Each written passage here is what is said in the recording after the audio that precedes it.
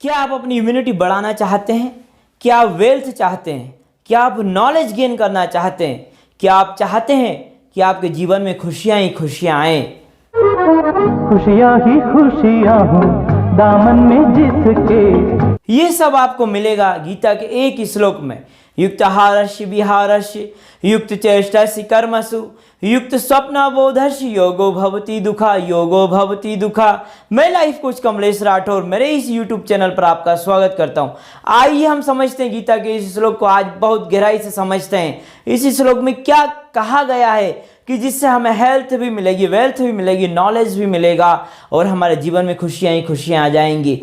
आइए दोस्तों मेरे साथ, गीता के इस श्लोक में कहा गया है कि युक्त आहार विहार। युक्त आहार का मतलब होता है कि प्रॉपर डाइट, कंप्लीट डाइट। जी हाँ दोस्तों, यहाँ पर बात की जा रही कंप्लीट डाइट की।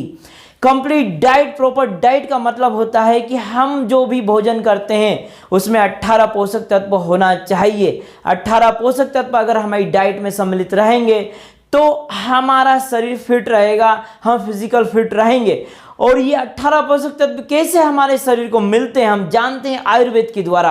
आयुर्वेद में 6 रस बताए गए हैं: मधुर, अम्ल, लवण, तिक्त, कटु और कषाय। ये 6 रस आयुर्वेद में बताए गए हैं और इन 6 रस को आज हम डिटेल में समझते हैं। और सर्वप्रथम इसमें रस आता है और वो आता मधुर। और मधुर से हम सब बहुत अच्छी तरह समझते मीठा, और मीठे से हमें एक ही चीज़ आती है और वो होती है गुलाब जामुन और रसगुल्ला। और जैसी गुलाब जामुन रसगुल्ले की प्लेट हमारे सामने आती है तो हमारे मुंह में पानी आ जाता है। कंट्रोल कीजिए दोस्तों, यहाँ पर हम लाइव गुरुजी यूट्यूब चैनल देख रहे हैं। तो मैं बात कर रहा था यहाँ पर मीठे की।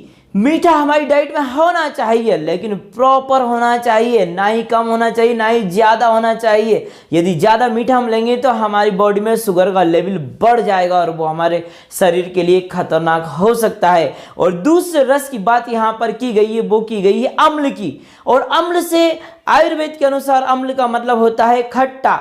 और खट्टे के सबसे अच्छे उदाहरण हमें देखने को मिलते हैं, वो है नींबू, इमली, दही। इनका हम अक्सर प्रयोग करते हैं हमारी डाइट में और ये होना भी चाहिए। ये खट्टे रस हमारे शरीर के लिए बहुत आवश्यक है। और तीसरा रस यहाँ पर बताया गया और वो बताया गया यहाँ पर लवण। लवण का मतलब होता है आयुर्वेद में नमक। जी हाँ दोस्तों, जो सादा नमक हम इस्तेमाल करते हैं, सेंधा नमक और काला नमक। नमकीन का तो भारतीय लोग बहुत इस्तेमाल करते हैं, तो नमकीन हमारी डाइट में सम्मिलित है ही। और यहाँ पर जो चौथे रस की बात की गई है और वो चौथा रस है तिक्त। तिक्त का मतलब होता है यहाँ पर कड़वा।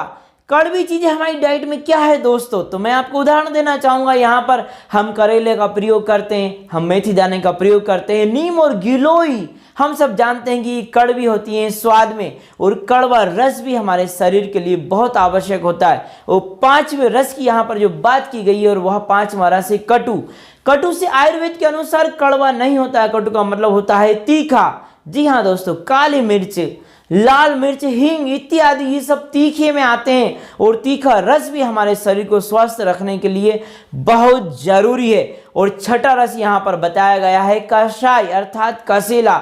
बहुत कम लोग जानते हैं कसेला स्वाद कैसा होता है, तो मैं आपको एग्जाम्पल देकर बताना चाहूँगा कि जब पका हुआ आंवला हम खाते हैं उसका स्वाद जो आता है वही कसेला होता है। जब हम पान का पत्ता खाते हैं तो उसका जो स्वाद आता है वह कसेला होता है। ऐसे बहुत सारे कसेले स्वाद के उदाहरण है, जैसे हरड़ है, जैसे बहड़ा है। इन सब का स्वाद यदि आपने कभी लिया है तो वो होता है कसेला।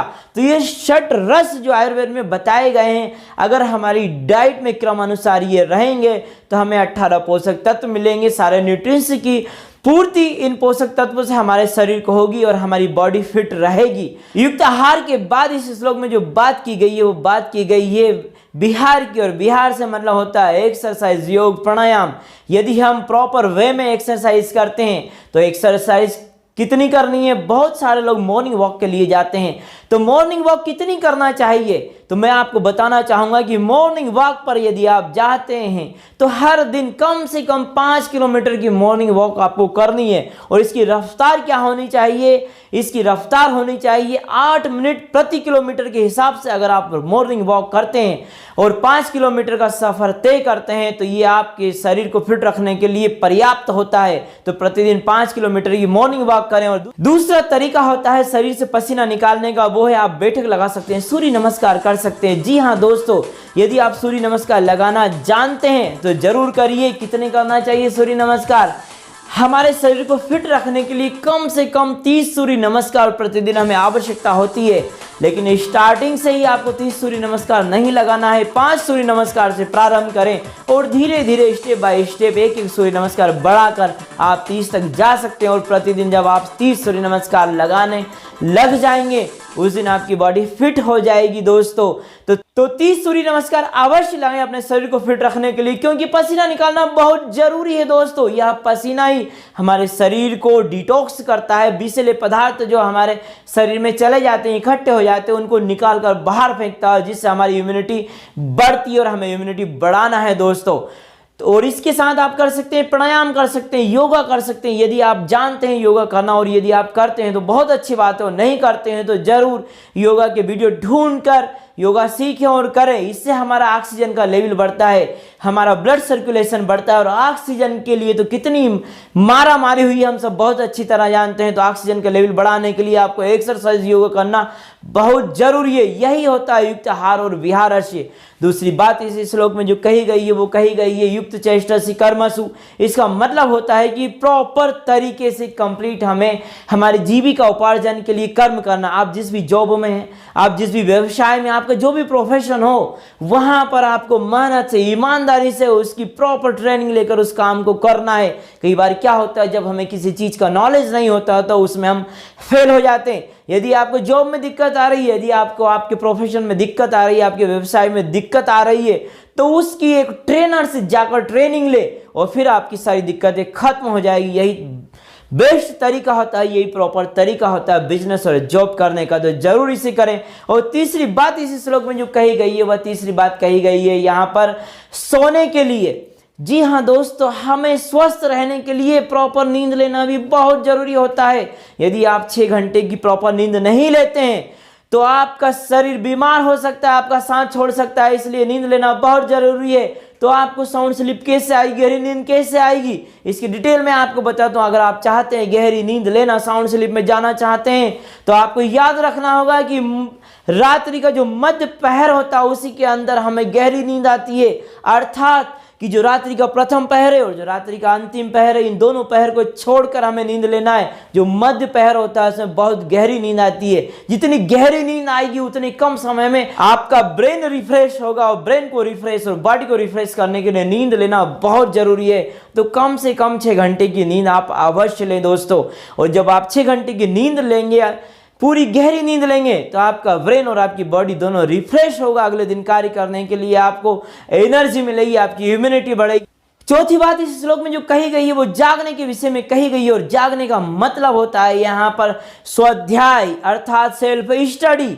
यदि आप सेल्फ स्टडी नहीं करते हैं, यदि आप स्वाध्याय नहीं करते हैं, तो आप दुनिया की बहुत सी चीजों से वंचित रह जाएंगे दोस्तों।